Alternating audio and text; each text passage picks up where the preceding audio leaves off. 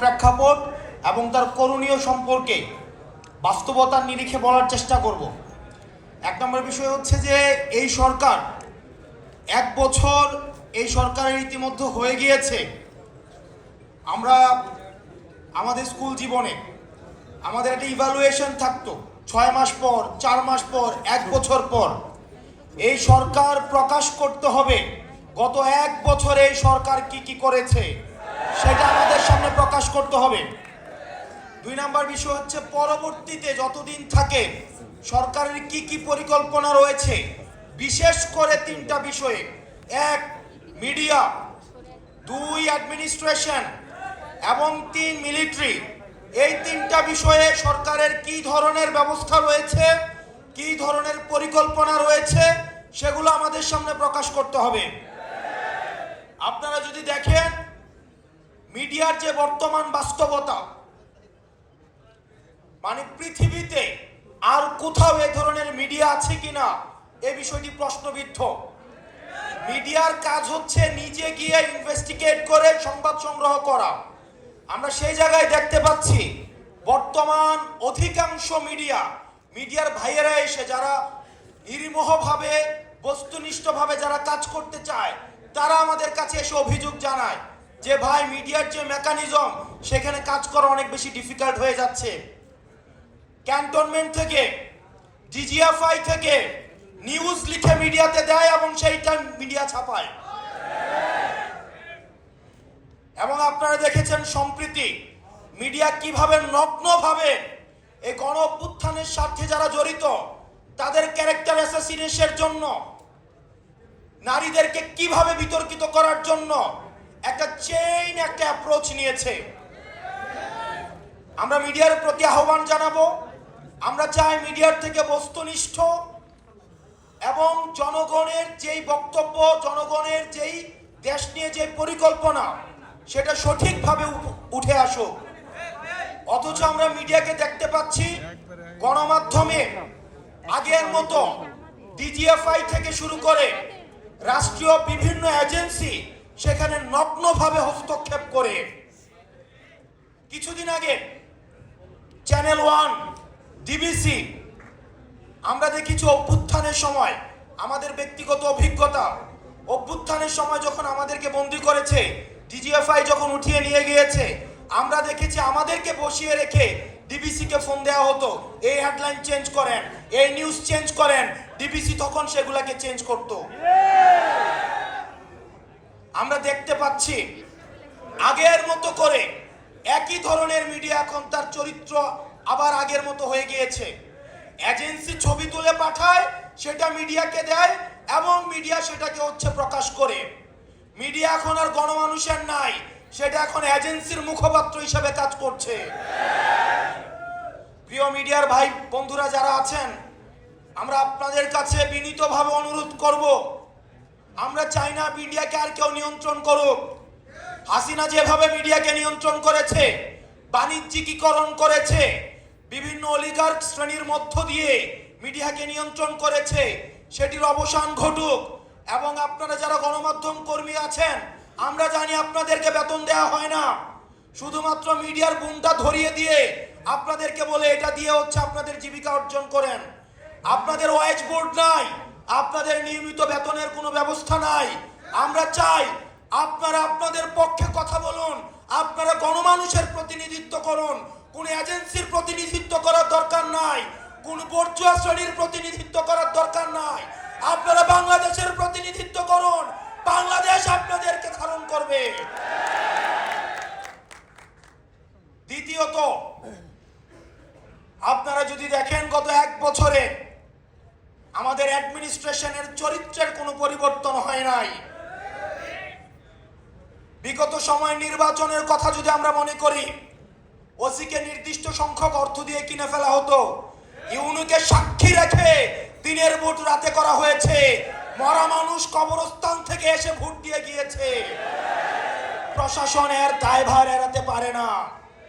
আমরা দেখলাম 5 আগস্টের পরে বঞ্চিত নামের এক ধরনের গোষ্ঠী এই অ্যাডমিনিস্ট্রেশনকে কব্জা করেছে। আমরা কিন্তু দেখি নাই গত 15 বছর কোনো অ্যাডমিনিস্ট্রেটিভ অফিসার, কোনো সচিব, কোনো ডিসি, কোনো এসপি তিনি পদত্যাগ করতে চেয়েছেন হাসিনার বিরুদ্ধে গিয়ে। প্রিয় যুব সমাজ, 5 আগস্ট যদি না হতো তাহলে তাদের মধ্যেই আবার দেখা যেত হাসিনার পক্ষে, হাসিনার উন্নয়ন কেন প্রয়োজন সেটির পক্ষে দিস্তায় দিস্তায় আবার রচনা লেখা হতো, কলাম লেখা হতো, টকশোতে আবার কথা বলা হতো। আমরা একটি নির্বাচনের গণতান্ত্রিক উত্তরণের জন্য নির্বাচনের দিকে যে যাচ্ছে সেটির আগে অ্যাডমিনিস্ট্রেশন সংস্কার করে আমরা এই ব্যুরোক্রেটদের আমরা ভূমিকা সম্পর্ক নিশ্চিত হতে চাই। যারা আগের 3টা নির্বাচনের সাথে জড়িত তাদেরকে দৃষ্টান্তমূলক তাদের ব্যবস্থা নিতে হবে। প্রিয় যুব সমাজ, সেটির বিষয়ে আমাদের ভয়েস রেজ করতে হবে মাঠে এবং জনগণের মধ্যে সেই বিষয়ে সচেতনতা বিস্তার করতে হবে। আর কোন প্রশাসন যেন হাসিনার সেবাদাস হিসেবে জনগণের বিপক্ষে গিয়ে ব্যালট যুদ্ধে ব্যালটকে বুলেটের সামনে রেখে জনগণের বিপক্ষে কাজে না লাগাতে পারে। আমরা দেখেছি বুলেট দিয়ে ব্যালটকে নিয়ন্ত্রণ করা হয়েছে। এনসিপি কমিটি তো হলো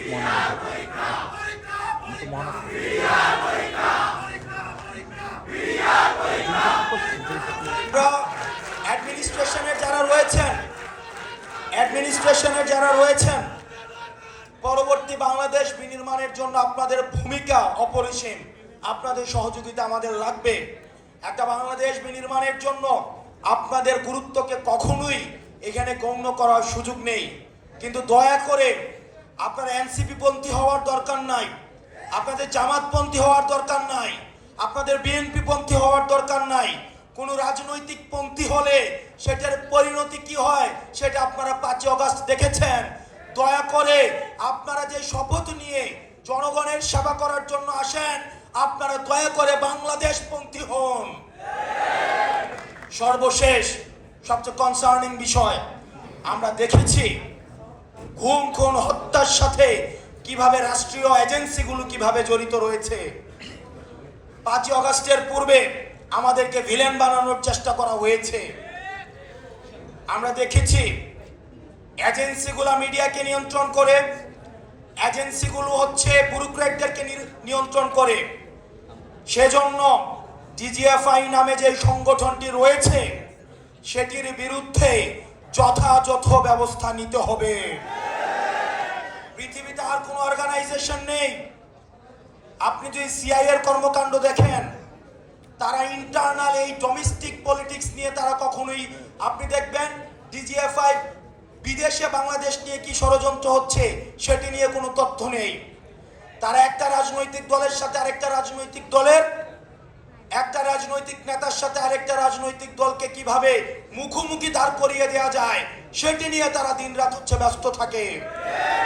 আমরা বলবো আপনারা আপনাদের কাজ করেন।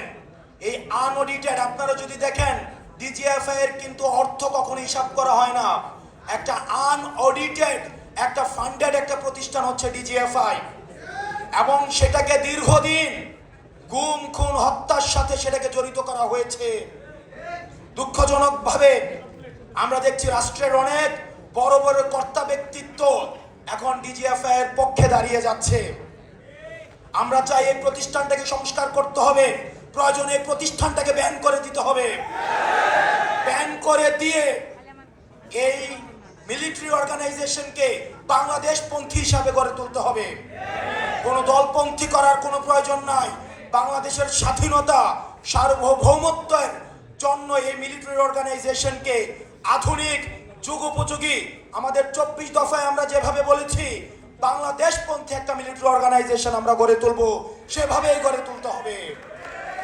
প্রিয় যুব সমাজ, অ্যাডমিনিস্ট্রেশন, মিলিটারি এবং মিডিয়ার সংস্কারের জন্য এবং পরবর্তী বাংলাদেশ বিনির্মাণের জন্য আমাদেরকে সবাইকে ঐক্যবদ্ধভাবে কাজ করতে হবে।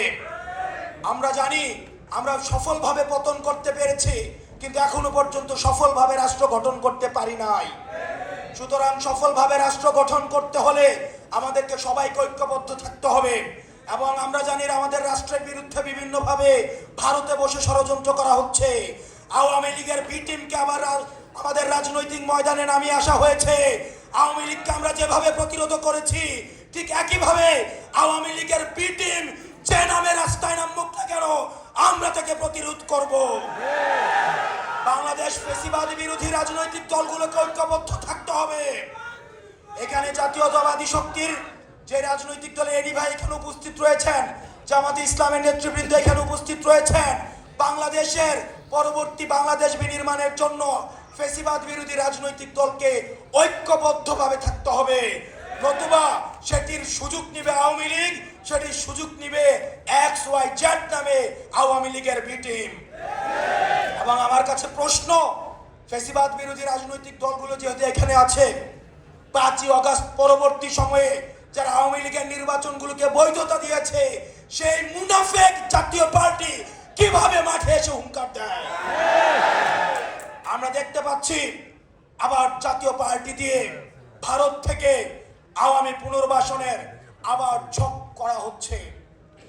আমাদের সেটির বিরুদ্ধে গণতান্ত্রিকভাবে আন্দোলন গড়ে তুলতে হবে। পরবর্তী বাংলাদেশটা শুধুমাত্র আমাদের গঠনের, আমাদের মত পার্থক্য ভুলে গিয়ে আমরা পরবর্তী বাংলাদেশটাকে আমরা পরবর্তী ভবিষ্যতের কাছে যেন আমরা দেখছি বর্তমানে আমাদের অতীত প্রজন্ম আজকে প্রশ্নের কাঠগড়ায় দাঁড়িয়েছে, ঠিক একইভাবে আমরা যদি 90-এর মতো ব্যর্থ হই, আমরা যদি 71 পরবর্তী প্রজন্মের মতো ব্যর্থ হই, তাহলে এই 24 প্রজন্ম ভবিষ্যতের প্রজন্মের কাছে আমরা প্রশ্নবিদ্ধ হব। সেজন্য আমাদের রাষ্ট্র গঠনে আমাদের দায়িত্ব রয়েছে। একই সাথে সাথে আমাদের যুব শক্তির ভাইরা যেহেতু এখানে রয়েছেন, আমাদের একই সাথে সাথে আত্মসমালোচনাও করতে হবে। আমাদের দলে আমরা দেখছি অনেকে সুযোগ সন্ধানী হয়ে চাঁদাবাজের সাথে, দুর্নীতির সাথে, তদবিরের সাথে, টেন্ডারবাজির সাথে জড়িত হওয়ার চেষ্টা চালাচ্ছে। তাদের বিরুদ্ধে আমাদের সচেতন থাকতে হবে। লক্ষ লক্ষ নেতাকর্মীর আমাদের কোনো প্রয়োজন নাই। সংখ্যায় লক্ষ লক্ষ নেতাকর্মী হাসিনাকে প্রোটেক্ট করতে পারে নাই। আমাদের সৎ, যোগ্য, নৈতিক আমাদের সংখ্যায় কম হোক, তাদেরকে নিয়েই আমরা পরবর্তী বাংলাদেশ বিনির্মাণ করব। প্রয়োজনে আমরা জেলের শিকার হব, আমরা জুলুমের শিকার হব, কিন্তু আমাদের পথ কেউ ঠেকাতে পারবে না। একটি সংখ্যার কথা বলে যেতে চাই। আপনারা দেখেছেন আমাদের সহযোদ্ধা, আমাদের বন্ধু, রাজপথ থেকে উঠে আসা, ফ্যাসিবাদের চোখে চোখ রেখে কথা বলা সার্জিস আলমের বিরুদ্ধে আজকে মামলা দেওয়া হয়েছে। এটা আমাদের জন্য একটা সিগন্যাল। ডিজিটাল সিকিউরিটি অ্যাক্টের কথা বলে হাসিনা আমাদের টুটি চেপে ধরেছে। এই মানহানির কথা বলে আজকে যেভাবে মামলা দেওয়া শুরু করেছে, এটি আমাদের জাতির জন্য একটি সিগন্যাল। জনাব তারেক জিয়া সাহেব দ্বিমতকে প্রকাশ করার জন্য, দ্বিমতকে উৎসাহিত করার জন্য উনি উনার নিজের ক্রিটিসিজম কার্টুনকে শেয়ার দিচ্ছে, আবার একই সাথে উনার নেতা কর্মীরা আমাদেরকে বান্দির বাচ্চা বলে গালি দিচ্ছে। আমরা দৃষ্টি আকর্ষণ করছি আপনাদের যারা নেতৃত্বস্থানীয় পর্যায়ে রয়েছেন, তাদের বিরুদ্ধে ব্যবস্থা নেবেন, না হয় আমরা ধরে নিব এই সিগন্যাল সেন্ট্রাল থেকেই দেওয়া হচ্ছে। এবং 10 কোটি টাকার যে মানহানি মামলা দেওয়া হয়েছে, এটি পরবর্তী বাংলাদেশের রাজনৈতিক সহিষ্ণুতা, রাজনৈতিক সৌহার্দ্যের জন্য একটা ব্যাড মেসেজ হিসাবে থেকে গেল। আমরা চাই আপনারা আমাদের প্রতি কাঁটা ছুড়বেন, আপনারা আমাদের মানহানি মামলা দিবেন, আমাদের টুটি চেপে ধরবেন, যারাই ধরুক না কেন আমরা আপনাদেরকে সাদরে বলবো গণতান্ত্রিক এই যাত্রা অব্যাহত রাখার জন্যে প্রয়োজনে আমরা জেলে যাব, জুলুমের শিকার হব, প্রয়োজনে ফাঁসির কাস্টে ঝুলবো, কিন্তু কোনো অন্যায়, কোনো হাসিনার ডিএসি, কোনো সিকিউরিটি অ্যাক্ট, কোনো মানহানি মামলা আমাদেরকে আটকায় রাখতে পারবে না।